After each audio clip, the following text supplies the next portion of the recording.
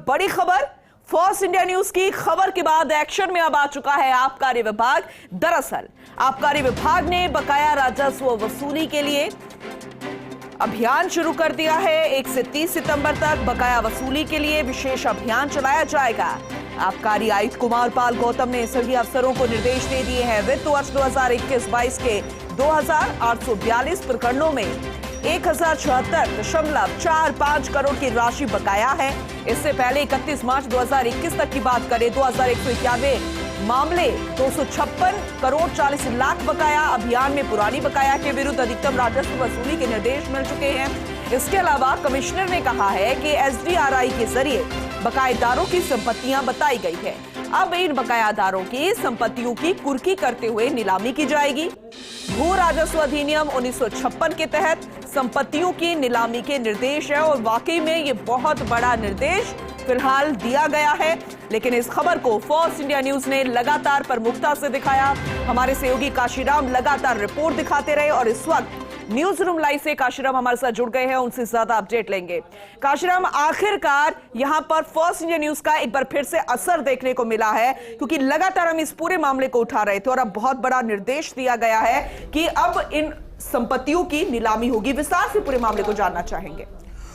जी पूनम, बिल्कुल। देखिए, विस्तार से हम बताते हैं कि फर्स्ट इंडिया न्यूज़ ने सबसे पहले इस मामले को उठाया क्योंकि 1092 करोड़ रुपए का राजस्व नुकसान हुआ आबकारी विभाग को वित्त वर्ष 2021-22 में, जो कि राज्य सरकार के लिए एक बहुत बड़ा आर्थिक नुकसान था। 1092 करोड़ रुपए की जो राशि है उसके आर्थिक नुकसान को लेकर फर्स्ट इंडिया न्यूज़ ने प्रमुखता से खबर दिखाई थी। 18 अगस्त को हमने ये खबर प्रसारित की थी और उसमें ये बताया था कि आखिर ये रुपये डूबे क्यों, आर्थिक नुकसान हुआ क्यों। राज्य सरकार को जब आबकारी विभाग तीसरा सबसे बड़ा महकमा है जो कि राजस्व अर्जित करता है राज्य सरकार के लिए, तो उसी महकमे ने अगर इतना नुकसान दिया है तो आखिर क्यों हुआ, आखिर किन अफसरों की वजह से ये नुकसान हुआ, इस सब के बारे में हमने ये खबर प्रसारित की थी। और उसके बाद आबकारी विभाग को ये निर्देश दिए गए थे वित्त विभाग की तरफ से। एफएसआर जो है कृष्णकांत पाठक, उन्होंने खासतौर पर सक्रियता दिखाई इस खबर को लेकर और आबकारी आयुक्त कुमार पाल गौतम को ये निर्देश दिए थे कि ये बकाया क्यों रही है, किन पर बकाया है और इस बकाया वसूली के लिए अभियान चलाया जाए।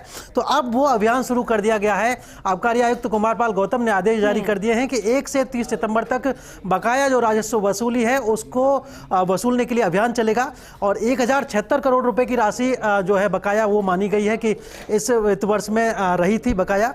और साथ ही अगर हम पिछले बकाया की बात करें तो करीब 50 साल का जो टोटल बकाया था वो मात्र 250 करोड़ यानी करीब 256 करोड़ था और अकेले 1 साल का जो बकाया था वो 1076 करोड़ था, यानी कि उससे भी कहीं 4 गुना से ज्यादा बकाया रहा था पिछले 1 साल में। तो कहीं ना कहीं बड़ी एक नाकामी साबित हुई आबकारी विभाग के अफसरों की। हर एक जिले में जो जिम्मेदार अफसर थे उन्होंने कहीं ना कहीं लापरवाही बरती या फिर कहें कि जो ठेकेदार है, लाइसेंसी हैं, उनके साथ कहीं ना कहीं साठगांठ रही और इसी वजह से ये नुकसान यहाँ पर झेलना पड़ा और ये फैसला लेना पड़ा।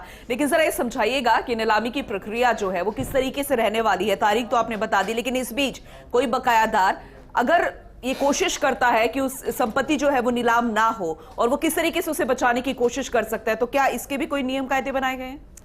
जी देखिए, बकायेदारों के लिए तो निश्चित रूप से कोर्ट का ही रास्ता बचता है अगर कहीं ना कहीं उन्हें बचना है। लेकिन चूंकि इस मामले में अभी तक जो एसडीआरआई है उन्होंने 1329 बकायेदारों की संपत्तियों की डिटेल जो है वो आबकारी विभाग के अफसरों को मुहैया करा दी है। तो अब आबकारी विभाग के अफसर उन संपत्तियों की डिटेल के आधार पर इस कवायद में जुट गए कि जो जिन जिन लोगों की राशि बकाया चल रही है उनके बारे में प्रचार प्रसार किया जाए, अखबारों में बाकायदा नीलामी के विज्ञापन निकाले जाए, मीडिया में प्रचार प्रसार किया जाए और उसके बाद उनकी जो संपत्तियां हैं उनको नीलाम किया जाए और उससे अपनी राशि वसूल की जाए। तो ऐसे में जो इज्जतदार बकायेदार हैं वो निश्चित रूप से इस बात से कहीं ना कहीं डरेंगे और अपनी जो बकाया है उसको वसूल करने उसको जमा करने के लिए आगे आएंगे और जो जमा नहीं कराएंगे उन पर यह नीलामी की कार्रवाई की जाएगी और आबकारी विभाग जो राशि बकाया है उसको वसूल करने की कवायद करेगा। जी बिल्कुल, बहुत बहुत शुक्रिया काशीराम तमाम जानकारी देने के लिए। और आखिरकार फर्स्ट इंडिया न्यूज ने अपनी जिम्मेदारी निभाई और अब विभाग भी चेतते नजर आ रहे हैं और वो भी अपनी जिम्मेदारी निभाते हुए इस एक्शन को अब बहुत जल्द लेंगे। बहुत जल्दी नीलामी की प्रक्रिया शुरू हो जाए।